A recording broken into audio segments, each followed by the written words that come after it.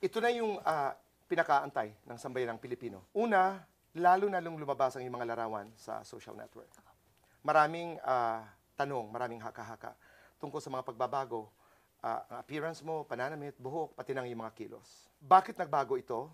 May mga haka-haka, may mga speculations na si Charisse nagre-rebelde. Si Charisse ay naghahanap ng atensyon.